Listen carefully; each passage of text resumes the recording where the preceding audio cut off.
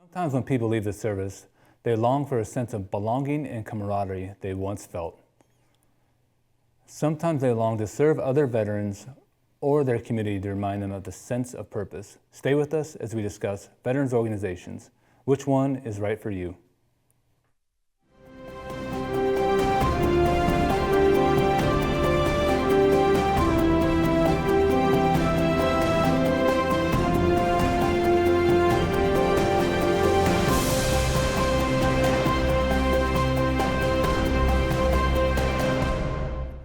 Welcome to Veterans Voices. I'm your host, Joshua Zebley, and my co-host is Lena Kim.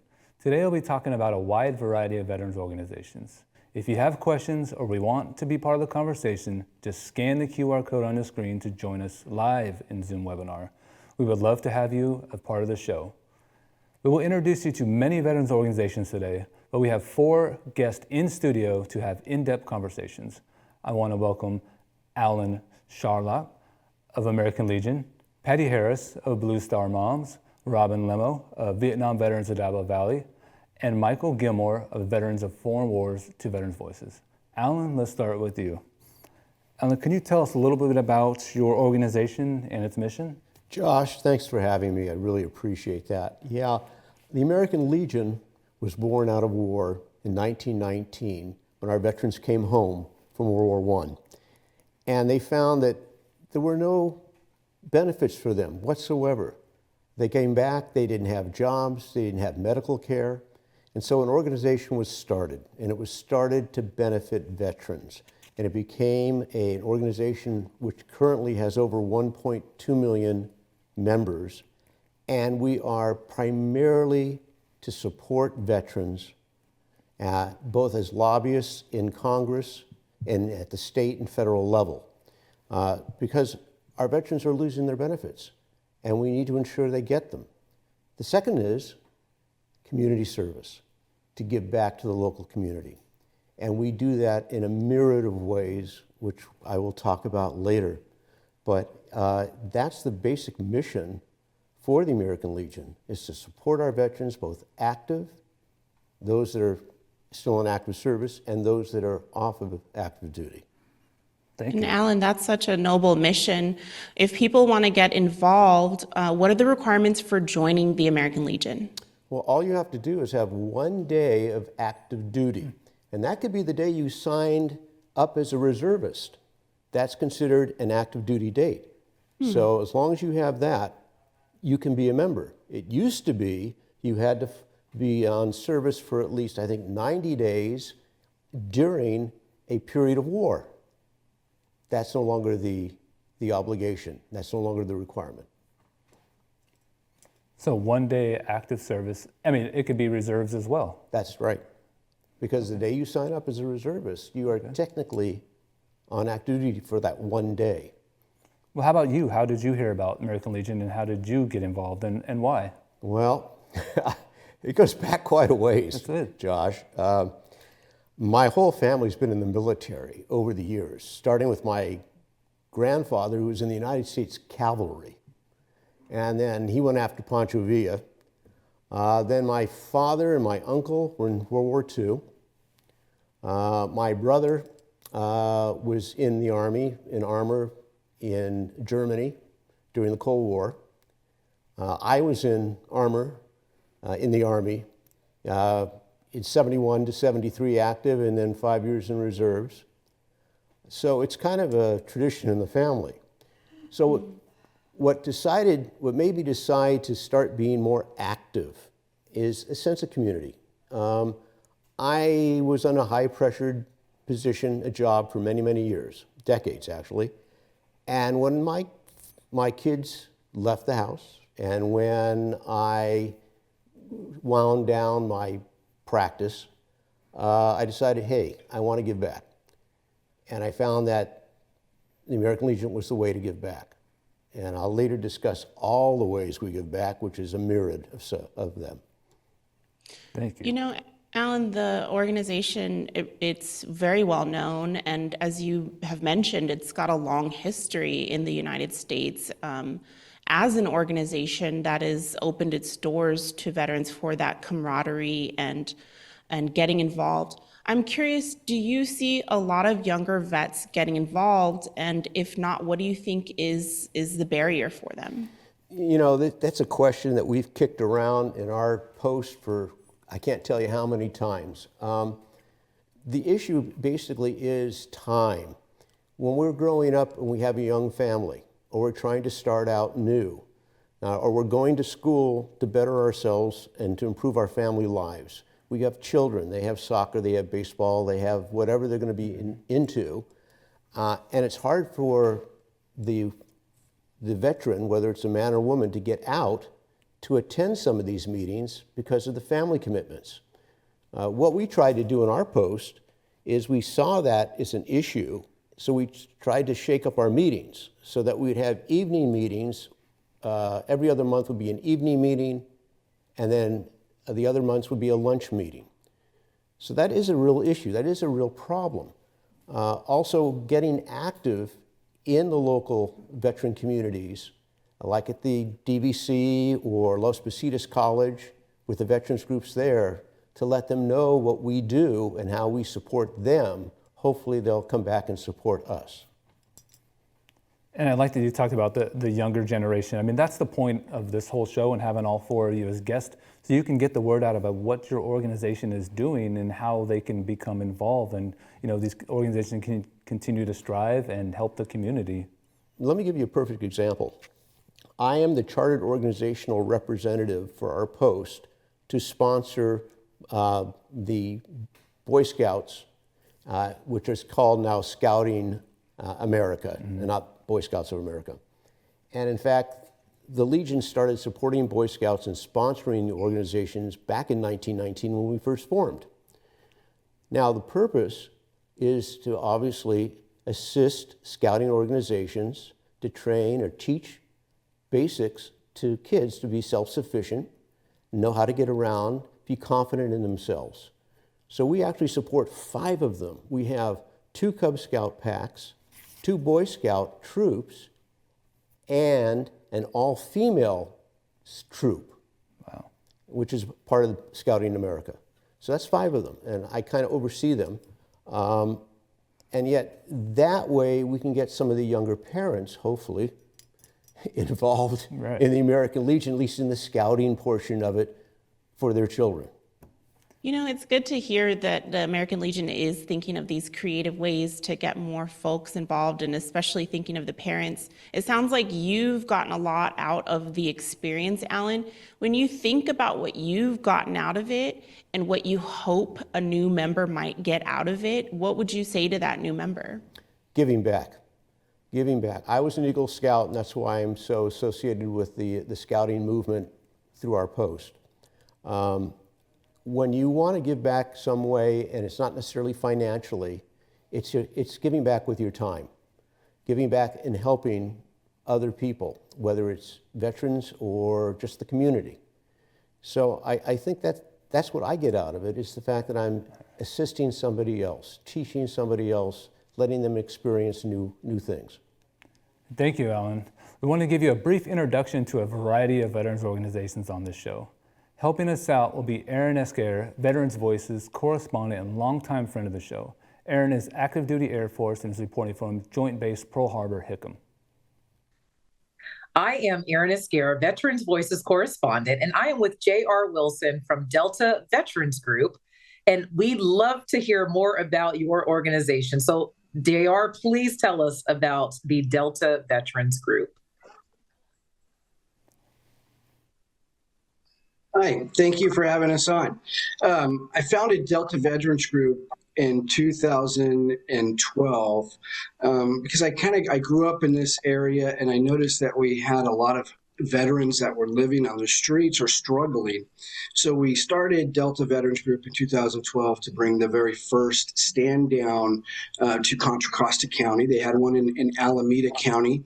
And so we wanted to kind of join that team over there and do one in Contra Costa County and work together that way. You know, veterans serve their country, and we concentrate on veterans serving their community. And all the different neighborhoods that our community makes up kind of goes into what we do at Delta Veterans Group. The Stand Down in Delta is a great event. We bring in veterans from all the counties in the Bay Area to the Contra Costa County Fairgrounds in Antioch, California for a 4-day immersed with full services, medical, dental.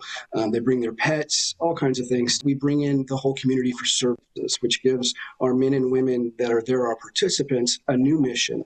They serve their country, and now we want them to serve their community, which means every neighborhood that makes up their community. Thank you, Aaron. Thank you so much for coming on the show today and sharing about your organization.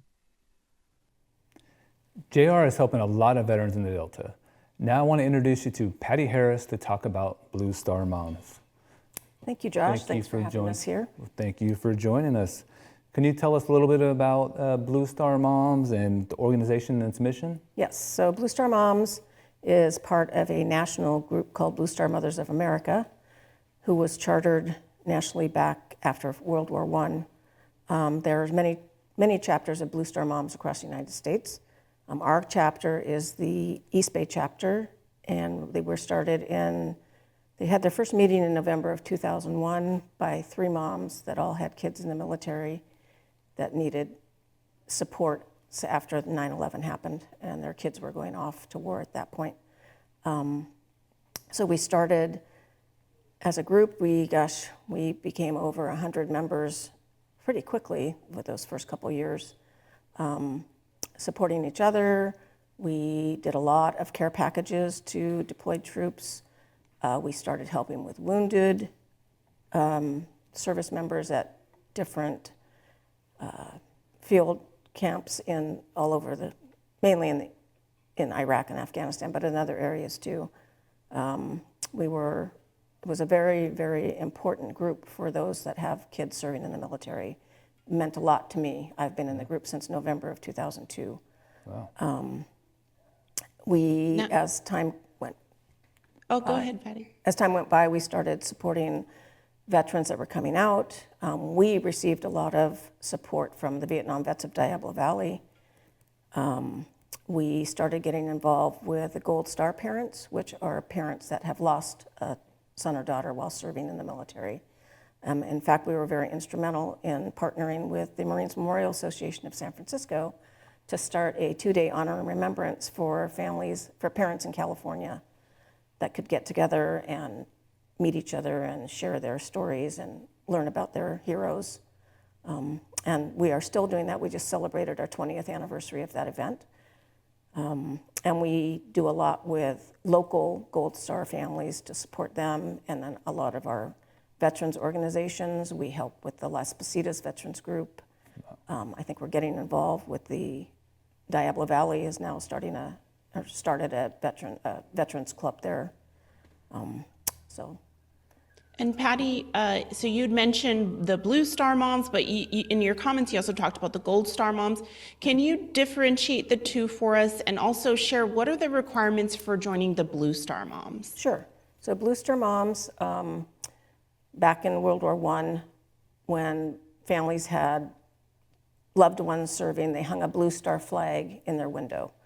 If their loved one was killed, their star turned to gold, and they have a Gold Star flag.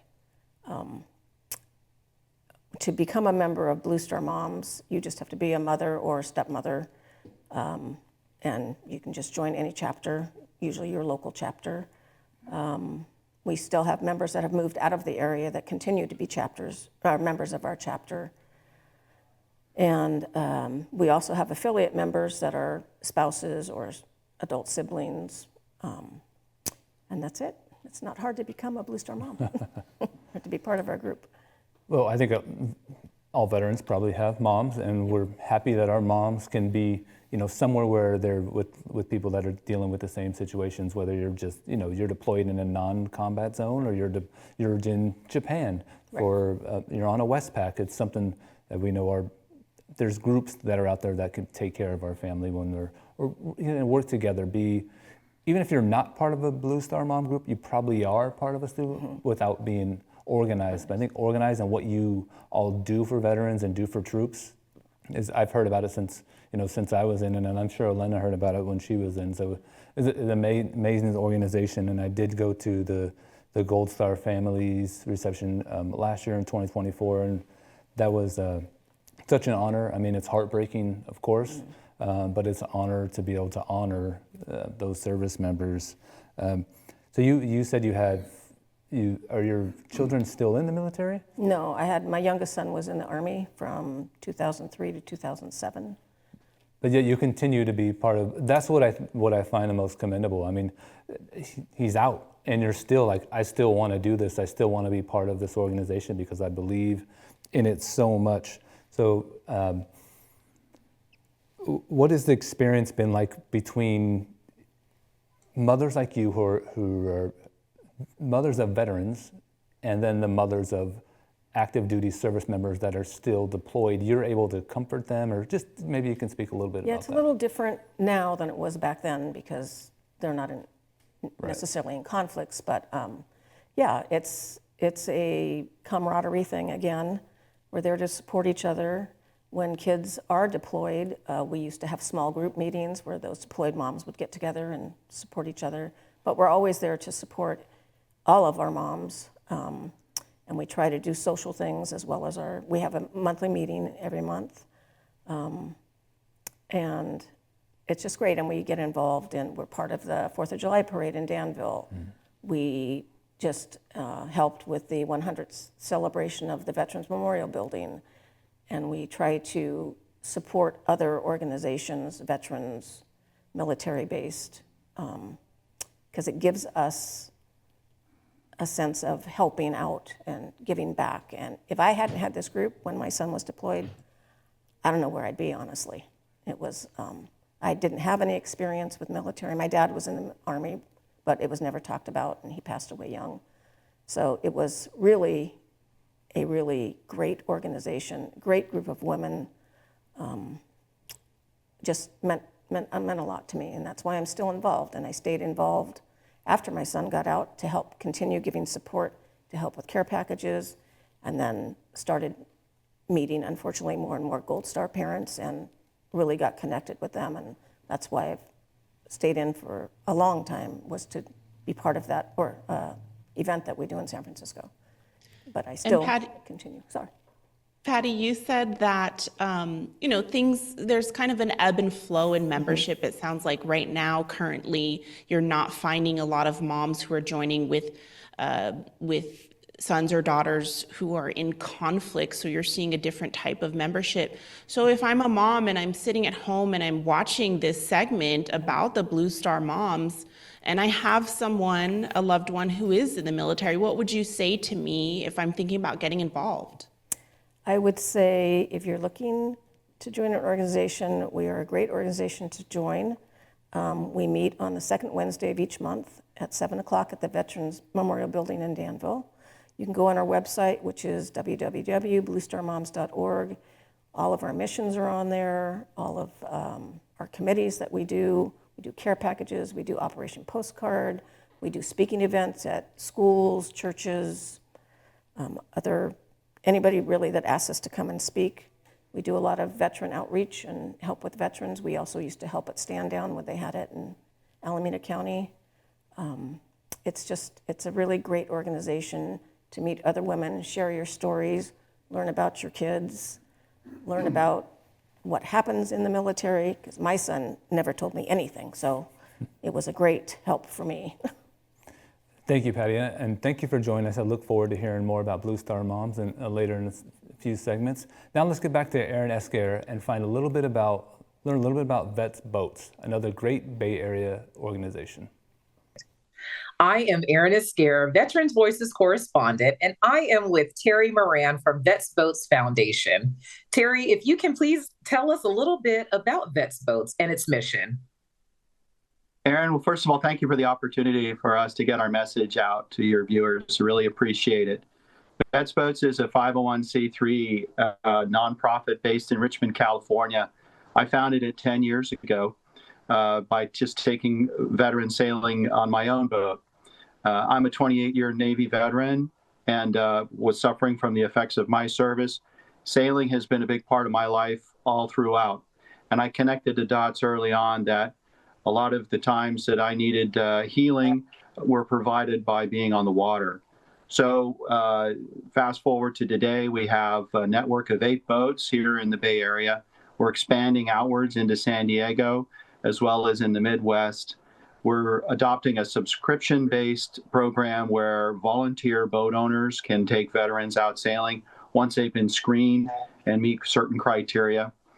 And we also have a flagship that we're restoring here in Richmond, a 68-foot wooden boat that was built in England and saw service in World War II. So the boat herself is a veteran, and we provide volunteer work days, training, not just in sailing, but also in restoring fine, beautiful wooden boats. So we thank you for the time. I hope you'll give our recall information. We'd love to get in touch with anybody who'd like to refer a veteran that needs some community. And community on the water is often the best thing. These veterans who've never been on the water, you see them light up, and by the end of the day, they're fast friends with the others. So it's wonderful to see. This is wonderful. Yes, we thank you for you sharing about your organization and being a part of Veterans Voices. Doing some sailing, that sounds pretty good to me. Next up, we want to talk to our Navy veteran and Navy sailor, Robin Lemo, about Vietnam veterans of Diablo Valley. If you have any questions or you want to be part of the conversation, just scan the QR code on your screen to join us live in Zoom webinar. We would love to have you be part of the show. Robin, thank you for joining us. Thank you, Josh. Can you tell us a little bit about Vietnam veterans of Diablo Valley? Yeah, I sure can. We're affectionately known as the old guys that have fun. Okay. And it was actually formed back in 1991 with a group of 5 or 6 guys that decided they wanted to go to Tony Roma's and have barbecue ribs or go out and have lunch in the park, a cup of coffee. And it started off as a purely social group where Vietnam veterans felt safe. They could talk about whatever they wanted to talk about. It evolved into, hey, we ought to get to be a 501k, but it's still basically a social network. And it's designed to improve the image of Vietnam veterans who kind of really suffered through kind of the most unpopular conflict the United States has ever been in. So we work on trying to improve that image and also really trying to give back to the community and serve the community in a lot of different ways. Well, I think you know that Vietnam Veterans of Diablo Valley is very near and dear to this show, Veterans Voices. We had the late Stephen Burchek was the executive producer on the show for many years. So you all are very, close to our heart. Thank you for being here, Robin. Thank you so much. Robin, can you share a little bit about the requirements for joining the Vietnam Veterans of Diablo Valley group? Yeah, it's really a simple requirement. You have to be a Vietnam combat war veteran or a Vietnam era veteran. And the thing that I've just been with this organization for about 1.5 years. So I'm kind of like the rest of the veterans. I hadn't talked about being in Vietnam for 56 years. I hadn't taken any benefits. I didn't want any part of it at all. It's funny, my wife and 3 adult sons and 1 adult daughter know I'm a Vietnam veteran, but they have no idea what I did. And that's pretty common. So what I get from Vietnam era veterans is they're almost apologetic. They say, geez, I was in the service during that time, but I didn't get to go to Vietnam. And my answer is, hey, you could have easily gone anytime you were in the military. So, don't apologize for that. We're a special group. So. Absolutely. So you mentioned you didn't join until Vietnam, because I think I saw you the first time you were there about 1.5 years ago. Met on a So park bench. who got to you that said, Robin needed to check out the Vietnam Veterans of Diablo Valley? How did that happen? I don't really recall who told me about it. It might have been somebody at one of the high school's dads that knew I was a veteran. But it was during COVID. and there was no, meeting. We had virtual meetings. So I thought to myself, what a safe way. I hadn't talked about it for 56 years. I'm going to get on and I'll join the meetings and see if I like these people, if it's for me. And then when COVID got over, I went to the first dinner. I thought, oh, this is pretty neat. And I've gone to coffee talks at the Memorial Building, and it has been the greatest thing that's happened to me, to be honest with you. I mean, I find it to be a safe place to be, healing, closure, and just fun. I get up with a purpose now. I got things to do. I'm on the board of directors. I love every minute of what I'm doing. Robin, you talked about how the Vietnam War was complex, and if you served in that era, you have some thoughts and feelings about that time. And I think what's really great to hear, veteran to veteran, is that you're now a part of the Vietnam veterans of Diablo Valley and getting to process some of that experience with your fellow veterans and fellow Vietnam veterans. I'm curious, the Vietnam veterans are celebrating an anniversary this year of the end of the war. How does it feel to be a Vietnam veteran right now and hear the controversies in the news about how you should or should not be commemorating this anniversary? It's got a special place in my heart for that. And I can't tell you the mixed emotions I had. Just looking at the news about the fall of Saigon. And that's 50 years ago. But in a lot of ways for Vietnam veterans and myself, it's yesterday. It's vivid, and it's amazing how it can go so quickly. And yet, when we look at it ourselves, and like I said in the beginning, we're the old guys having fun. By definition and criteria, Vietnam veterans are all old guys like me. They're in their mid-70s and 80s, and we need to start thinking about what our legacy is, what our exit strategy is, and we have some great ideas that I'll share later on. But yeah, we're the one organization that is the last man standing. It's hard for us. This weekend we're doing the Walk of Honor, and I don't know if we have enough people to carry a flag across the Cardenas Bridge. We're too old. We're getting old. We got to figure that out. We got to figure it out soon. But I'm glad I'm part of it. I'm glad I have a chance to open up, and I find myself impressed with myself that I'm even here talking about it. Well, I'm glad you're here, Robin. It's been a pleasure to meet you a couple of times and been to quite a few Vietnam veterans or Vietnam veterans of Diablo Valley speaking engagements and meetings, and I always meet somebody who has a story similar to yours. I just joined here last year or 2 years ago. I didn't talk about it for 50 years, so you said last man standing. I get that, but there's still more men joining. Yeah. So it's amazing to me that there's still men out there like you, service members, that are grabbing their fellow veteran and saying, you need to come down to this meeting. Yeah. And maybe, since you said it, the age is getting up there, you're not willing to fight against that person that's saying, well, this person's been doing it for so long. There must be a reason why they're doing it. And to see the joy that it brings you, yeah. This is not the first time we've met. And every time you talk about it, I see you smile. And it makes me so happy to go down there and see you guys laughing and joking, acting like kids sometimes. But I don't know if you were doing that when you were at home and maybe with the family, of course, but you're able to get these things off your chest. And that is such an amazing organization. My family, to be able to do that. 26 years in corporate America working, 35 years coaching high school football. There's not a single person in that knows what I did in Vietnam. I never talked about it.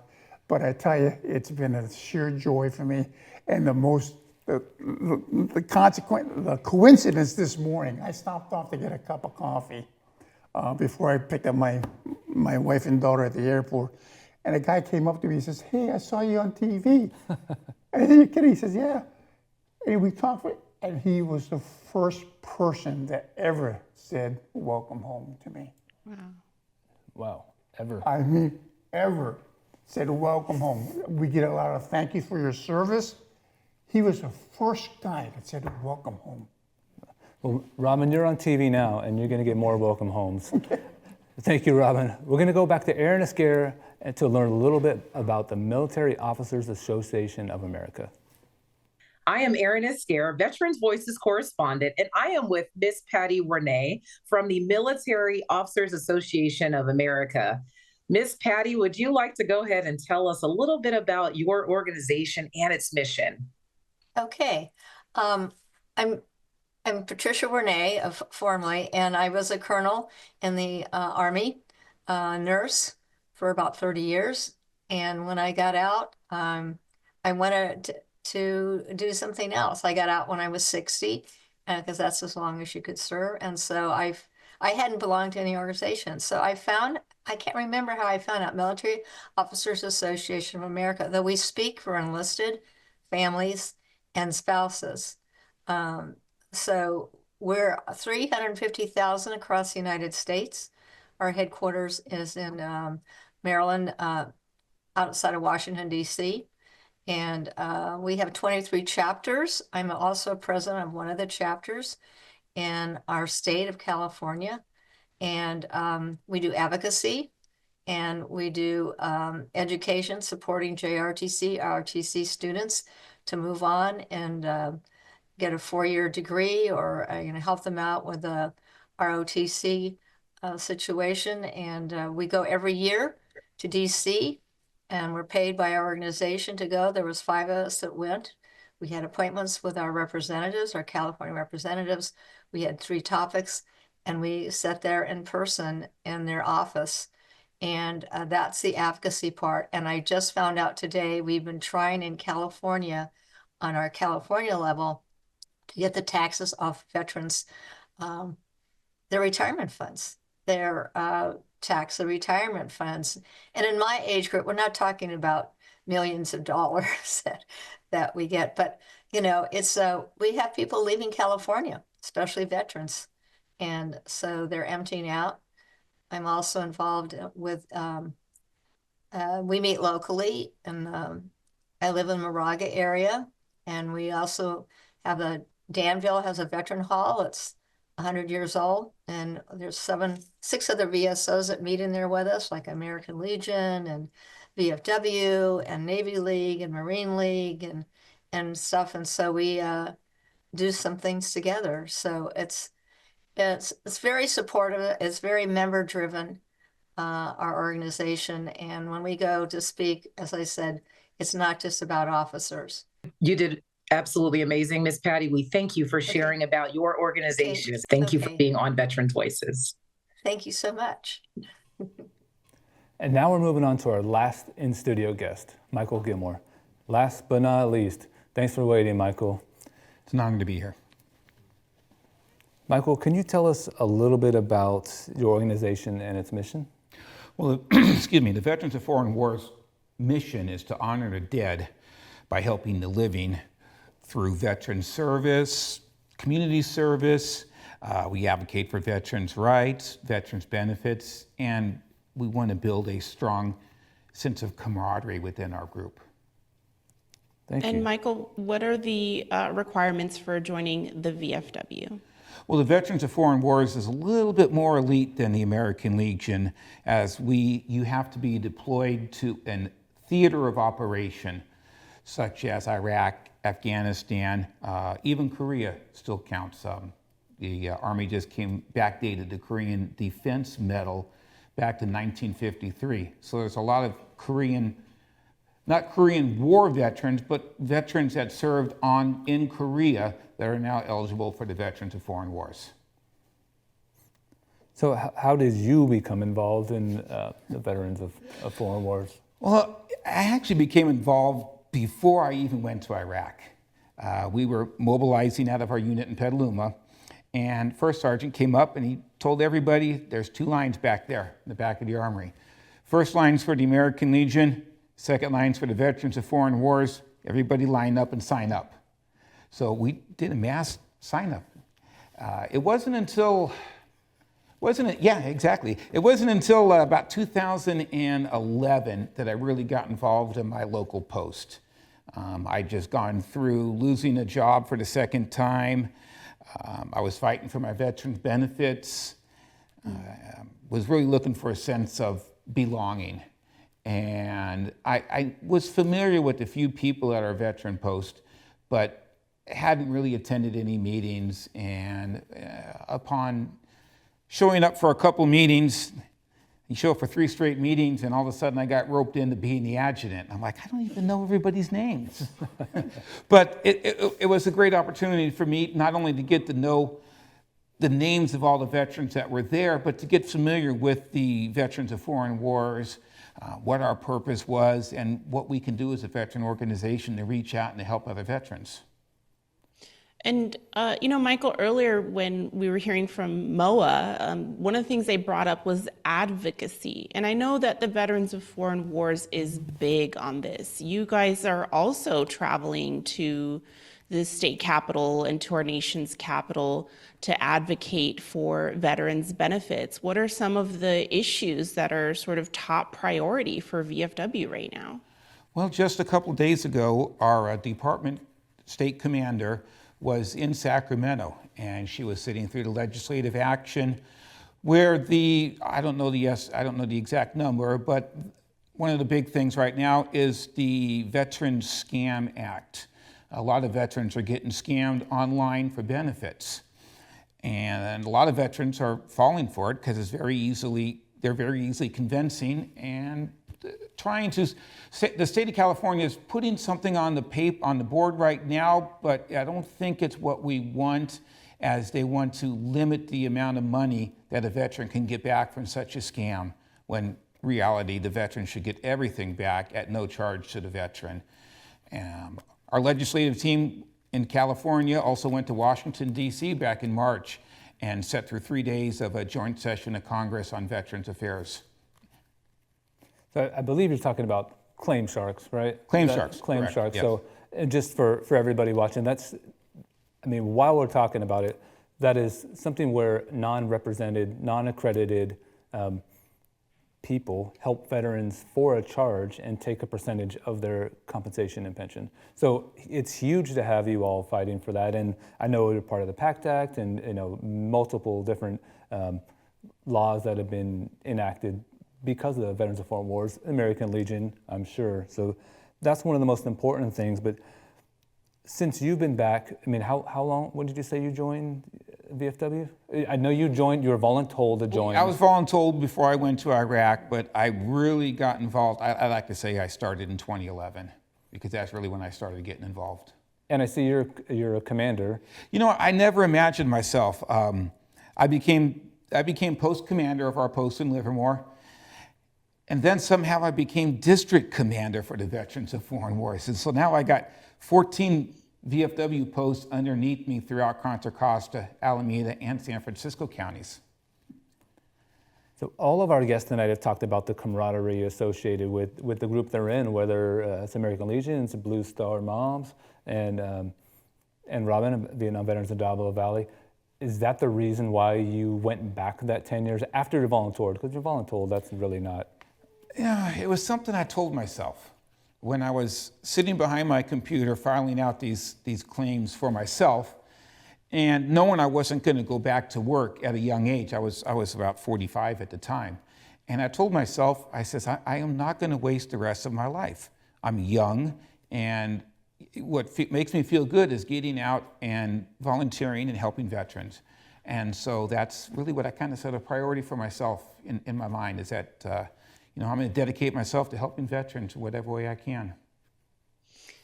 Michael, can veterans, do veterans show up to the post and ask for help with claims? And if so, do you guys have a really good relationship there with the Contra Costa VSO? Yes, we do. Quite a few of our members have gone to Contra Costa VSO. But just recently, one of our post members spent money out of his own pocket to get veteran service. He is now a certified veteran service officer. And he's not affiliated, he doesn't do it through the Veterans of Foreign Wars, but he does it on his own, out of his own pocket, and at our Veterans Memorial Building, and he will help veterans fight for their benefits.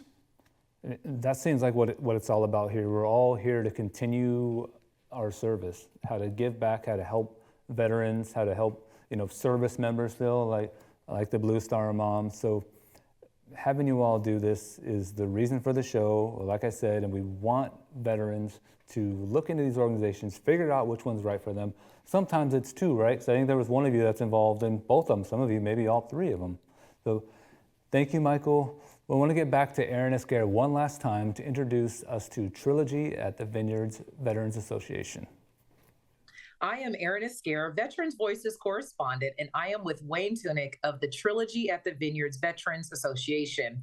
Wayne, please tell us a little bit about Trilogy at the Vineyards and its mission. Hello, and thank you for having me. I'm Wayne Tunick. I'm the commander of the Trilogy at the Vineyards Veterans Association, TVVA for short. And our mission is to provide support to veterans in need. And we do this through raising money, through donations. In fact, on 15 May, we have our annual fundraiser, and that's where we make the bulk of our funds. And then we give out grants to local veterans organizations. We've supported Travis Air Force Base, Fisher House, and we've also supported the Ascension House. We've supported a number of the colleges and the veterans group in the local area. And we are the largest veterans organization in Contra Costa County with over 140 members. Thank you so much for sharing about your organization and being a part of Veterans Voices. Thank you. For this last segment, I want to bring back all of our in-studio guests and talk about the importance of veterans organizations, the services they provide for veterans in their community, and the continued sense of service and camaraderie they provide for their members. Well, welcome back, everyone. Thank you for giving that overview of what your organizations each do. So we're going to get a little deeper now. And we have a question that I can't wait to hear the answer to. We're going to start with Alan. Alan, what kind of things do these organizations, or what does your organization do that would surprise people? Oh my gosh. It's a surprising question. That surprises No, it's a great question. We, in conjunction with several of the other VSOs, do what's called a swearing-in ceremony. In fact, it's this weekend, on Sunday, May 19th. My Scouts, I call them My Scouts, are there to participate in setup and holding the flags and whatnot. The purpose of it is so that anybody in Contra Costa County that is a high school senior that is going into the military has a formal swearing-in ceremony in front of their parents. And so it's a big ceremony on the lawn at the Danville Library. We have generals, admirals, recruiters. We have the swearing in usually by a captain or a first lieutenant from the various services that swear them in. They get to meet the commanders that are there. They're usually given a challenge coin, a couple of speeches, because there are some politicians there, but we hold them down to what they can say. Right. But it's for a purpose of giving a sense of community to the families. So the families of these young men and women that are going into the service realize that they're not going in alone, that they have somebody they can rely on. So I think that's the most surprising thing that we do. I mean, there are a myriad of other things that we do, but I think that one is the most important to me because it gives a sense of community in the military community for these young recruits. I like that. And yeah, go ahead. I just wanted to add on to that ceremony is for enlisted and people going to the academies. That's and really cool. It's a tremendous recognition by your group, and we'll be there on Sunday also. I really think that's cool because what it also does is it exposes them to the American Legion, to the other branches, the other organizations. So when they get out, they know it exists, because some folks might not know it exists. This might be the last time someone in uniform is nice to them for about 8 to 12 weeks. But hey, I hope it's not setting expectations that you can just go say hi to a captain somewhere. But that is a very cool thing to do. Michael, how about you? Is there anything that you do that would surprise us? About 3 years ago, our national commander started what's called VFW, National Day of Service. And it was originally started as the first Saturday in May, which is now expanded to the entire month of May. Our post specifically is on Saturday, we are installing a handicapped access ramp to a disabled Navy veteran's home, so he can get in and out of his house a lot easier. Another group did a cleanup at one of the creeks. They took 1.5 miles on one of the local creeks and got together with some of the other local organizations and spent the cleanup day on the creek. And this is going on throughout not only just California, but the entire nation. And it's community service, giving back to the community. And I think it lets the community know that, hey, you know, we veterans, regardless of branch of service or where we serve, we veterans are here in your community and we're part of your community. And we want to give back to the community just as, you know, we hope the community gives back to us. That is also really cool, because I think people might think that veterans our organizations are out there to just help veterans, but no, we're there to help the community, right? And so that's really cool.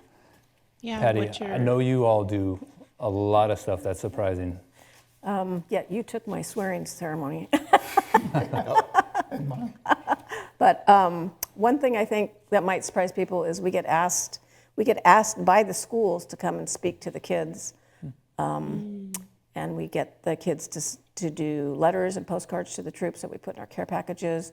But I think it's important that we do this because it's teaching the kids about how important it is, A, to support our military, and B, to think about going into the military at some point. One thing I learned also when my son was deployed is that there are a lot of kids that join the military because really they don't have any other choice. They don't have opportunities that a lot of our kids here have. And it's very important to support all of them, and not just our own kids, but and supporting our veterans. Our veterans do so much for our communities, and they've given so much of themselves that it's very important that we support them and help them and give them back to them.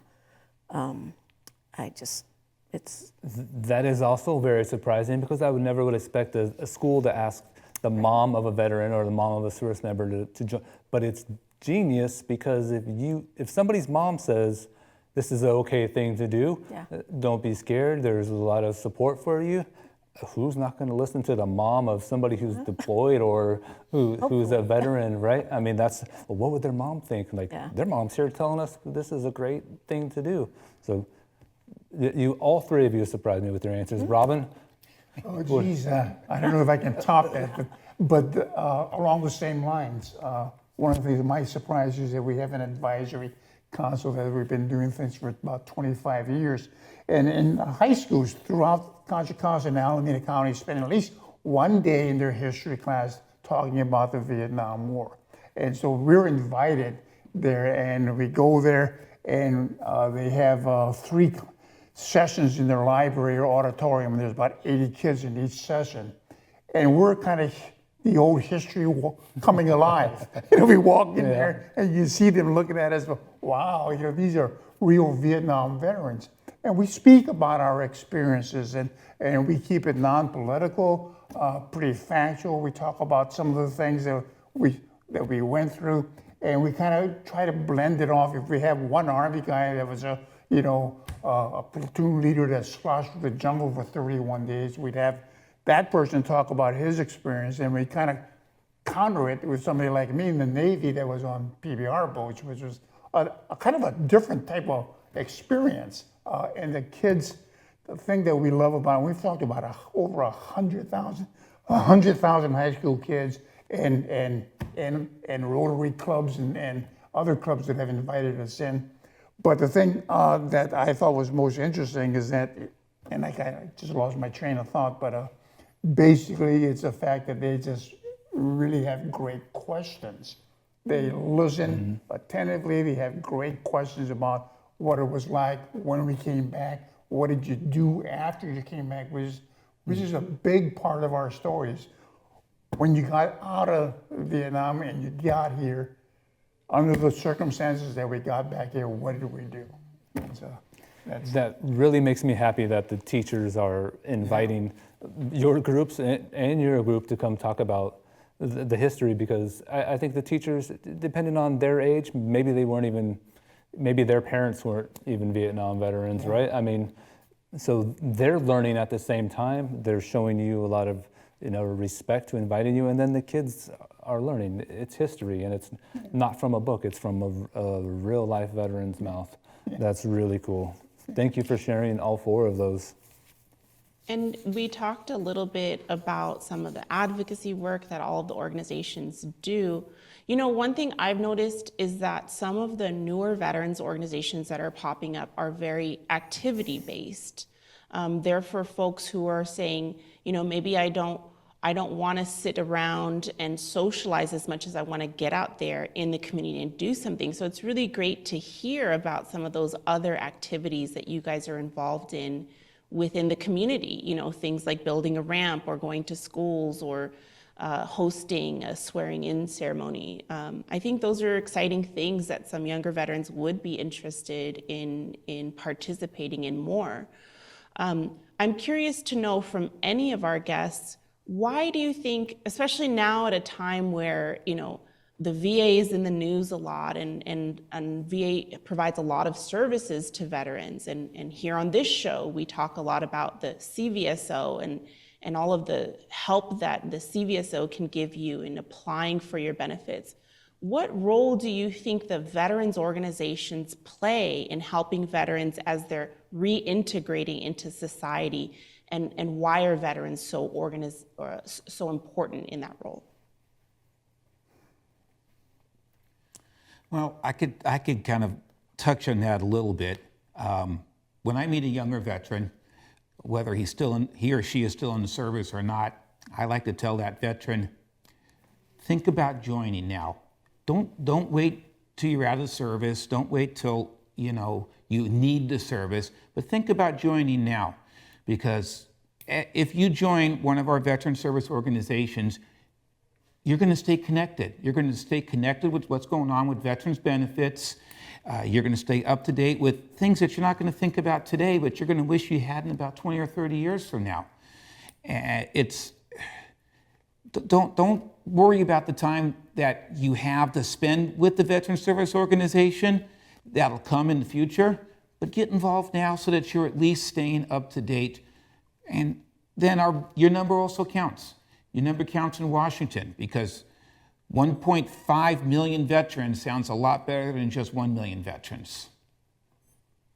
That's exactly right. It's definitely about the numbers when you're, going to a lobby. I mean, if the recruitment part right now is the hardest part for all of you, even the Blue Star moms, you said, what can we do? What message can we get across here? We only have a few more minutes left, but I want to make sure you are, whatever things you have to say about how important it is to get veterans to join your individual groups, please say it. And I'm gonna start with you, Patty.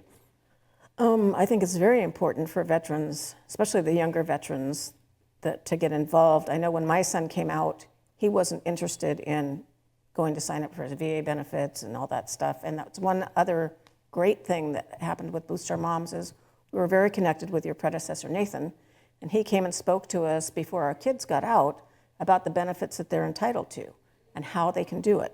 And it was a great help and comfort to know that. In fact, when I was telling my son, he's like, that wasn't on my DD 214. You don't know what you're talking about. Well, actually, I do. Yes.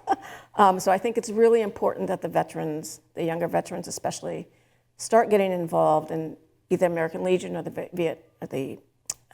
VFW, have their moms get involved with organizations like Blue Star Moms, because the more you learn, the more you can help your veteran. Mm-hmm. To pick up on what Patty's saying, our service organizations, our VSOs, are really like an encyclopedia, or to put it in current parlance, it's YouTube, guys. It's YouTube, you guys can, we've been through a lot. We have experiences. We served in the military. We got out of the military. We had to go find jobs, had to find insurances, raise kids. And you're at that stage now too. And if you want to partake of our experiences and our paths on how we were able to succeed, you need to join us so we can tell you. You have a resource here that you can come to find out, what do I do next? In other words, what are the YouTube for you? So join the American Legion. No. There you go. There you go. I mean, that's a great point. You've all lived the experiences, Exactly. whether it was 57 years ago or 20 years ago. You've lived it, and that's. I mean, if you're going to take advice from somebody, take it from somebody who has lived the experiences that you have, even if they're not exactly the same. Do you have any Vietnam veterans? Send the word out to the Vietnam veterans, like how important it is. Yeah, and there's not a whole lot of us left, but I will scratch every rock that I can to spread the word, because I think there's something very special about the VSOs. It's almost an unspoken, but I know they understand. They understand. There's a certain point that I don't have to explain, how I'm feeling or what I'm looking for. They truly understand veteran, and that's kind of heartwarming, really. So just on that point, I would say, I always felt, geez, I didn't need any benefits, and I thought it was actually an entitlement. But, no, you've earned this. You need to at least explore it and know what's available and make the conscious decision. And the VSOs here in this area are here for that. And boy, they are fantastic. That is a Thank very you, Robin. important statement. You have earned everything that you should be getting. Yeah. Well, thank you all for joining us today. This is great. We hope we can get the word out to everyone about these different organizations. We have seen a lot of veterans organizations on the show today, but we haven't even scratched the surface.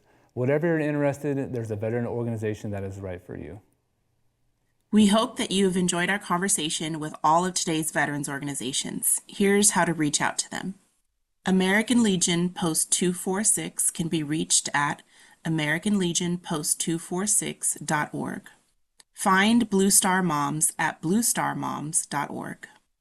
You can reach the Delta Veterans Group at deltaveteransgroup.org.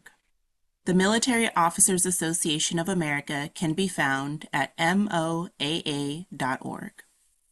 Trilogy at the Vineyards Veterans Association is on the internet at trilogyvet.com. Reach out to the Vietnam veterans of Diablo Valley at vnvdv.org. Find the Veterans of Foreign Wars Post 7265 at vfw7265.org. And find the Vets Boats Foundation at vetsboats.org. To rewatch today's episode, check back on our homepage later this week or check your cable provider's schedule for rebroadcast times. You can also rewatch this episode and many others on our YouTube channel, Veterans Voices of Contra Costa, so be sure to subscribe. Click on the link or scan the QR code to find us on all of our social media channels. Our next show will air on Wednesday, June 11th at noon, and we'll be talking about special benefits for California veterans. You won't want to miss it. To all of our veterans and their families, thank you for serving. To all of you who tuned in today, thanks for watching and have a great day.